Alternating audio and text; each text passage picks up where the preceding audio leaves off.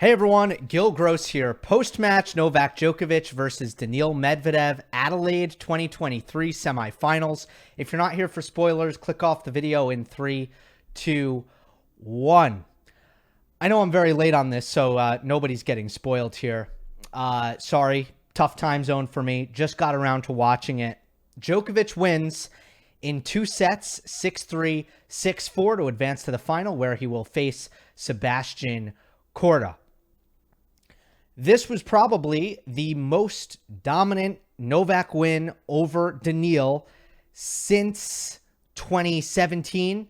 And, 2019 is kind of the significant start to this head-to-head where Medvedev beat Djokovic in Cincinnati. And the matches to follow and the many matches to follow, it very much looked like Medvedev had an upper hand and was a matchup issue for Djokovic. And now Novak has rattled off 4 straight wins over Daniil Medvedev. But even on the occasions where Novak has won, until this match, in my opinion, Daniil has at least done enough to force Djokovic out of his comfort zone, to make him play in a way that he generally does not play, or to make him execute at a higher than usual level.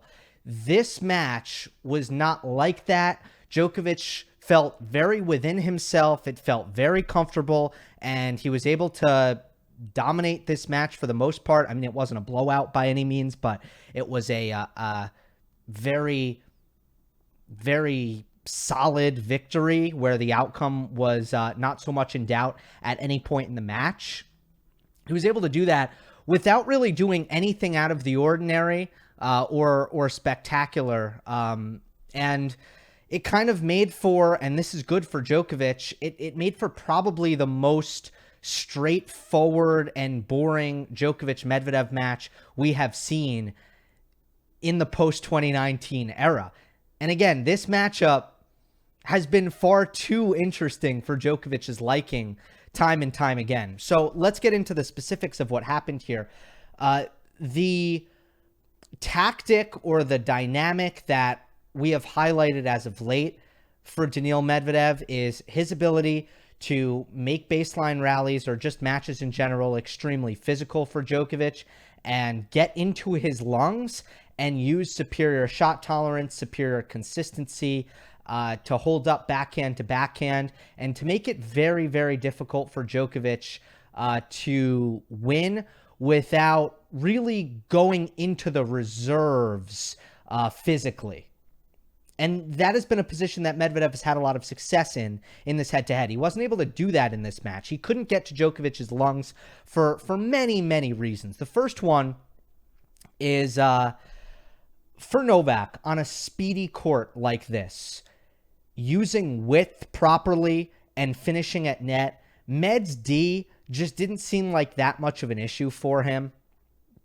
For Medvedev to be a little bit more bothersome in his court coverage, he would need slower conditions against Djokovic at this point, against a version of Novak Djokovic, who again was just really using the width of the court well in terms of opening up angles and changing direction. And then, once he got Medvedev deep into corners, just coming forward and finishing at net, and that's what you have to do against Daniil. The linear power is not really going to cut it, but Djokovic has other answers. The second thing I will say is Medvedev just missing from neutral a bit too much in order to lengthen rallies on a consistent enough basis.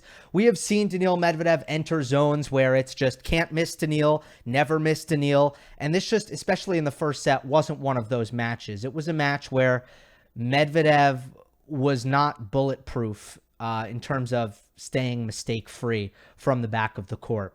But the third thing, and this was perhaps the most important, was the dominant serving from Djokovic, really preventing any of his service games from hinging on his ability to win neutral rallies, because he was out ahead so often and getting so much purchase out of his first serve that Medvedev wasn't able to kind of do that thing where he does against most opponents, where on return games, on Medvedev return games, you're playing a lot of rallies. It's very physical. Medvedev's defense and returning is really leaving an imprint and asking a lot of questions of his opponent.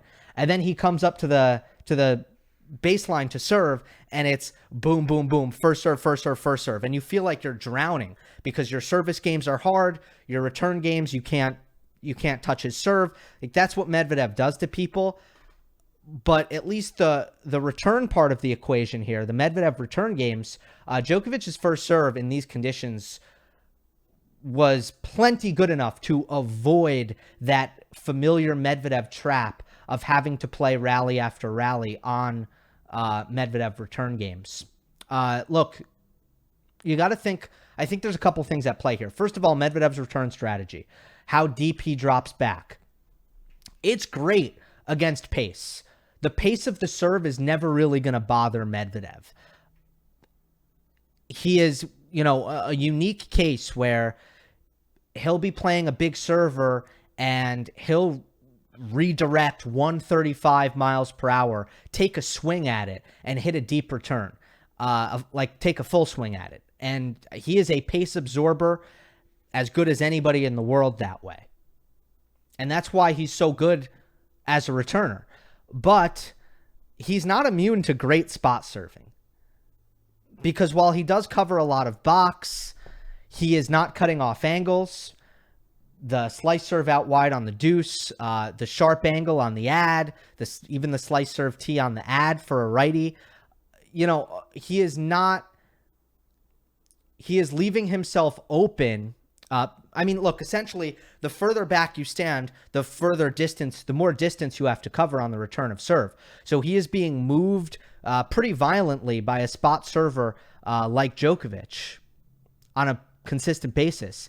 And I just feel like that's a problem for him. Even when he does make the return, he is oftentimes off balance, not in good position on the next ball. So Medvedev's return strategy against Djokovic's level of spot serving, it's not a great matchup right now. It's certainly not in these conditions. It did not look like a great matchup for Medvedev. Meanwhile, the serve and volley is still there for Novak. It worked really well for Djokovic when he did go to it. He went to it more often in the second set when Novak felt kind of a tweak in his leg, and we'll get to more on that in a moment. And ultimately, Djokovic wins 89% of his first serve points. So if you want to look at one element of the game, of this particular match, where it was just thoroughly uncompetitive, you look at that. You look at Djokovic's first serve points, where Medvedev couldn't make a dent. The most interesting moment in the match that I want to highlight, and I want to do it now because it does have to do with Djokovic's serve, was in the second set when Djokovic went up a break and he was serving at 4-3, and Medvedev had a break point, 30-40. Daniil moved up on the second serve return, perhaps to try to apply some pressure, perhaps because Djokovic had serve and volleyed effectively on the second serve on the ad side with Medvedev standing deep. And Novak came up with a second serve that was over 200 kilometers per hour up the tee. He hit it huge, and Medvedev was way late on the forehand return. Not only did Novak get a ton of pace, but Medvedev moved up, so he just didn't have enough time to get around on the forehand return. And it was a free point. Medvedev did generate another break point a couple of points later, ad out. Djokovic hit an ace up the tee. Beautiful spot serve, the slice tee that I mentioned on the ad side, and then got two more unreturnables to hold. So that's kind of the moment that you highlight in the match where Djokovic actually comes up with a huge second serve to save a break point, and then a huge first serve to save the second break point, and kind of avoids the match dragging out and getting back to even in the second set, where who knows, we could have seen a shift in the momentum. I do feel like we should have seen a strategy change at some point for Medvedev, where the passivity from the baseline, as I kind of mentioned, just wasn't effective. His defense was not staunch enough, where I feel like he would have needed to recognize that and just start to try to do a little bit more off the ground. And this was especially the case when Djokovic tweaked his leg at the start of the second set. Yeah, am I off on the timing there? Anyway, I don't have it in my notes exactly when it happened, but I do have in my notes that when Djokovic tweaked his leg, Medvedev just did not do enough to get him moving. Did not do enough to make him uncomfortable. It wasn't the second set. I stand corrected. The medical timeout was at 5-2 in the first set, where Djokovic went off court to get his upper thigh taped. And I just didn't like the kind of tennis Medvedev played out of there. He just wasn't trying to do anything with the ball. And he was getting hurt too often because Djokovic was on point with his offense off the ground. In general, if the courts are like this, if the conditions are like this, I feel like Medvedev just has to do more. He can't allow Djokovic to dictate proceedings as much as he is. I understand what Daniil's trying to do. He's trying to get into these long rallies. He doesn't want to miss. He wants to just kind of trade to Djokovic's backhand and to make it really physical, but it's just not working. In these conditions, he has to do more. I do want to address the drama where Medvedev kind of mocked Djokovic for, I guess, like being injured, for kind of stretching out his, I think his upper hamstring or his glute area, whatever it was. Novak was kind of hobbling around between points at the end of the first set, and midway through the first set, and a couple more times throughout the match. He just didn't look 100% in between points, and he was stretching out. And then Medvedev, after going down 5-3, after that sequence where Djokovic saved those 2 break points with his great serving, Medvedev was kind of mocking him. And I don't have that much to say about this. This just came across as salty for Medvedev. That's all it was. It would be one thing if Daniil did it immediately when Djokovic, if Daniil had an issue with it when Djokovic in the first set was doing that. But instead, he waits until his opponent is serving for the match. Clearly, that got in his head, and shame on him if it did, because Novak didn't do anything wrong there.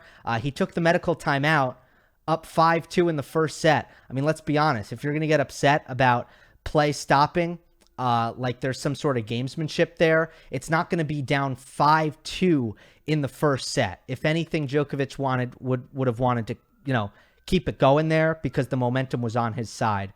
So Medvedev really has no complaints there. Absolutely just salty about the position that he found himself in the match.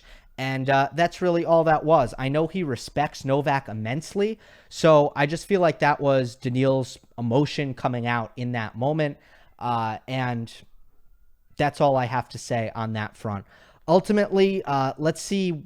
The only negative for Novak in this match was that physical tweak. He did have to get a tape job, and hopefully he's 100% for his match against Korda. I wouldn't rule out the possibility that he pulls out of that final, because if he's not 100%, if he still feels it today, he probably won't give it a go with Melbourne around the corner. There were also some out-of-rhythm second serves from Djokovic, but all in all, it was a really, really solid performance. The only silver lining for Medvedev is if he does have something up his sleeve in this matchup for next time, it's not as if he would have shown it in this match. The week before the Australian Open, you're not going to see, like, if he has something up his sleeve tactically, he's probably going to save it. He's not going to just show it to Novak right before a potential Australian Open meeting. So that's all my thoughts. Hope you enjoyed. Don't forget to subscribe. I'll see you next time.